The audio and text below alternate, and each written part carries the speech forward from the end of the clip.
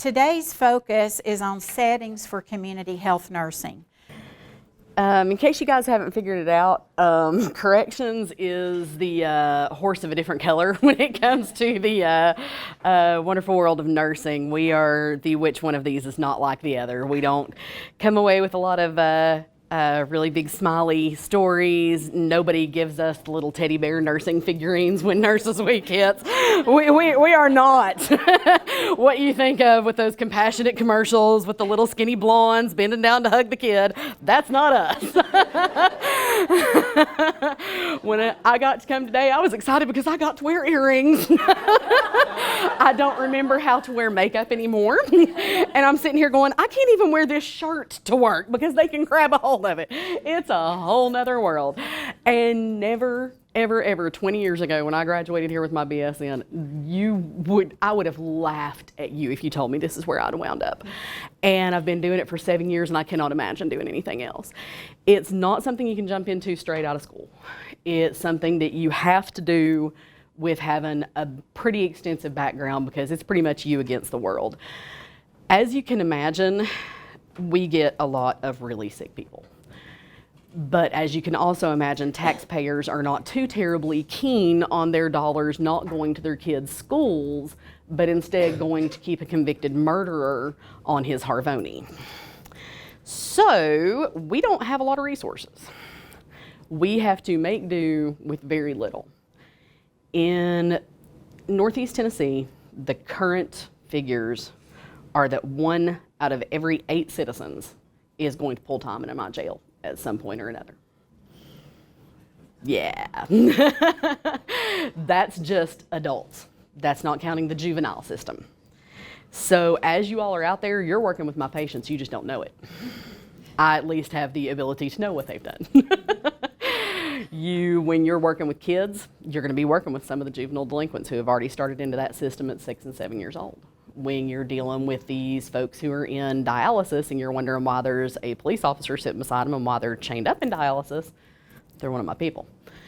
When you're in the ER and somebody's chemically sedated and intubated and still has an officer by their side, it's one of my people.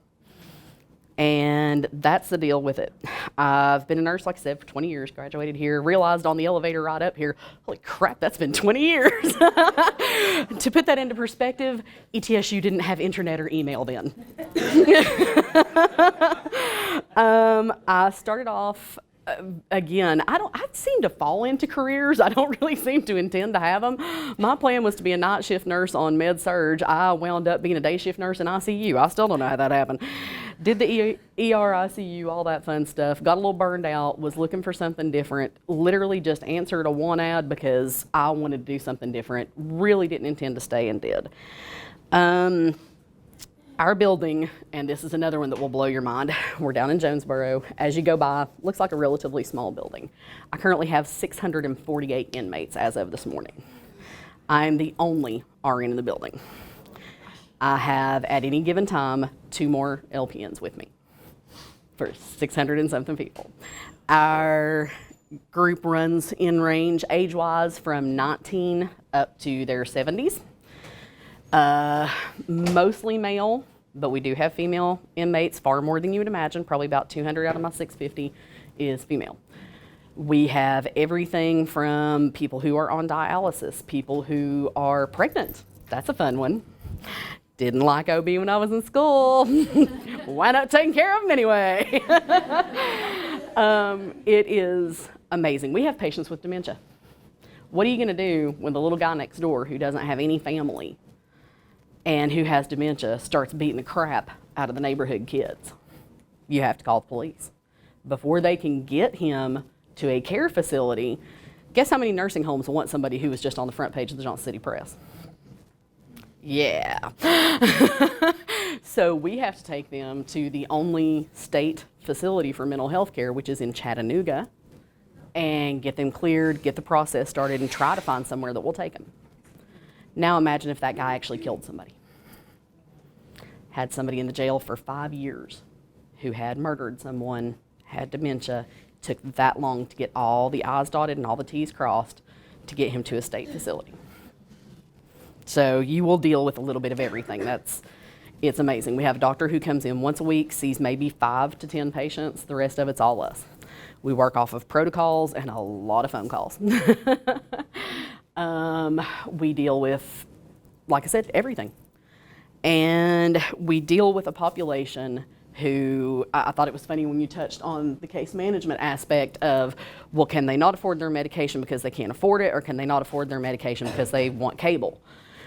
With my folks, it's if you have a $6,000 a day heroin habit, are you going to pay for your $4 lisinopril prescription? Are you even going to remember you have it? So my folks come in with very little health care in the bag and very big chronic issues. We have diabetics, type 1s, who couldn't tell me the last time they even checked their blood sugar. You come in with people with abscesses from missing shoots, but they don't want to go to the ER because they're afraid the police will get called on them. So they get to me and they wind up with an abscess this big, and we can't do IVs in there because you're really not going to send someone to a pod full of offenders with an IV access that either if they get mad at them they can rip out, or that if they happen to find some drugs that got smuggled in they can shoot up. So everything's doing PO medications. The most advanced piece of equipment that I have at my disposal, and people laugh when I show them in the department, and then after they're there a couple of days, they're like, oh my God, she wasn't kidding. The most advanced piece of equipment that I have is pulse ox. Like the kind you get on Amazon and carry in your pocket. I do not have an EKG machine. I do not have an X-ray machine. I do not have ultrasounds. I have to call to have all those done on a case-by-case basis because, again, do you really think that the taxpayers are going to let me have an adult special care unit? They don't want the money spent on these people. They don't want them dead, but they don't want them comfortable either. So I'm having to continuously straddle that line. In times past, correctional nursing had a pretty bad rep. It was kind of what you did if you couldn't get a job anywhere else. It has changed a lot because, again, with the explosion of drugs, it's not you taking care of a couple little town drunks in a back corner, and if you're a crappy nurse, it's not going to matter. We're taking care of people with advanced dysrhythmias with, again, a freaking pulse ox. You have to be on your game. And you have patients who are not going to be honest with you. They do not want to tell you everything they've done. They don't want you looking down on them. They don't want to possibly pick up more charges, which we try to explain HIPAA. That, we can't tell them that. If you tell me that, you stole the dead person that you just killed's Opana and shot it up right before you came in, all I can tell them is, I'm going to need some Narcan. You need to call 911. That's the most that I can do. It can't go past me, but they're not going to trust me with that. They don't know me well enough yet. So the bond that you normally have with your patients of that trust, they don't see me as a nurse 9 times out of 10, even though I am. They see me as another part of that justice system. So I have to go on almost purely objective data. And you pick up some intriguing skills, can I just tell you? But it's different, and I love it because I always say that I have occupational ADD. I've bounced job to job until I hit this one. The longest I had stayed anywhere was 3 years, and I was ready to rip my hair out by the roots. Couldn't stand it. I've never had the same day twice in 7 years. I never know what's coming through that door, and every time that I think I have seen everything, they amaze me with their ability to find new and interesting things to bring into my office.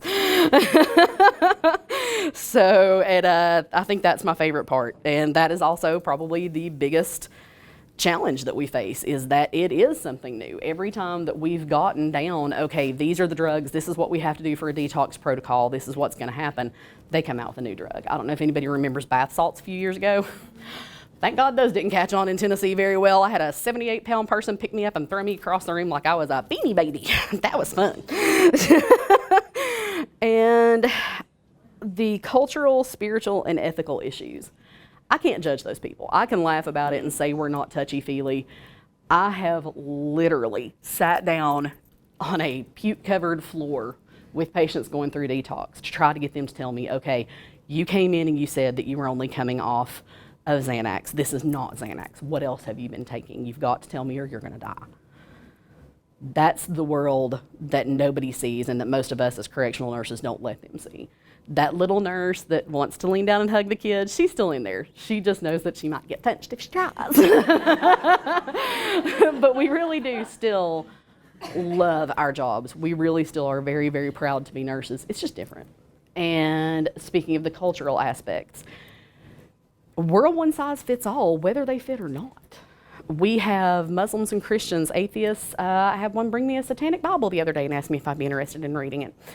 We care for everybody. And we care for people who have done absolutely, positively, mind-bogglingly horrible things. And you cannot hold that against them.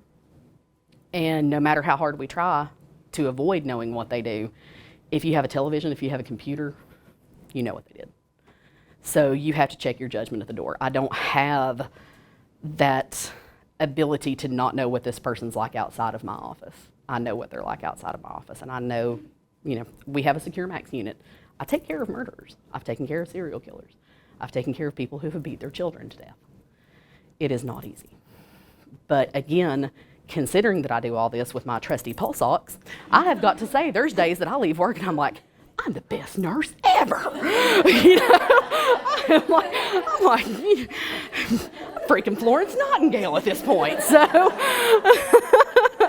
I enjoy it. And it's something that I didn't think I would enjoy. It is something that I didn't think I would get into, and it's mostly something I didn't know existed.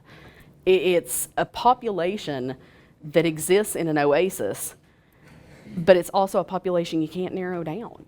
It's a population that has every problem that you encounter in every single specialty across the board. And you're taking care of them, again, with no resources. We still use paper charts. I don't mean like you put it in the computer and print it out. I mean like I seriously write on paper. So again, you're taking care of 21st century problems, and I'm pretty sure some stuff I'm charting, I'm still charting where Florence Nightingale charted. So it just makes it very, very interesting. And it's somewhere that I don't think it's for everybody, but I think the few, the proud, the brave, the crazy, we absolutely love it and can't imagine doing anything else. It's something a few years into your career, if you find yourself looking at burnout or even just wanting something different, it's a fun place to go to. It is very different. And there's a lot of branches besides just what I do as a correctional nurse. I'm a county nurse. I work in a small area that has 600 and something beds. That tells you just how many people are incarcerated in the U.S. We deal with everything from your public intoxications who come in for 5 to 6 hours until we can sober them up and get them home to whatever embarrassed family member comes to pick them up. As the person is apologizing profusely as they leave, I'm so sorry, I'm never drinking again. See you next weekend.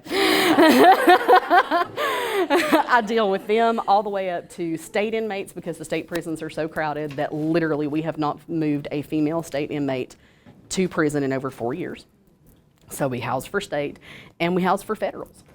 So that's just my little branch of the world. Then you explode out to the actual federal prisons, state work camps, halfway houses for people who have finished their time or who have come close to finishing their time and moved out. All those fall under the purview of correctional care also. So there's a lot of opportunities, there's a lot of interesting stuff, and if you get a few years under you and you feel like doing something really different, give it a look. It's not gonna be boring. All right.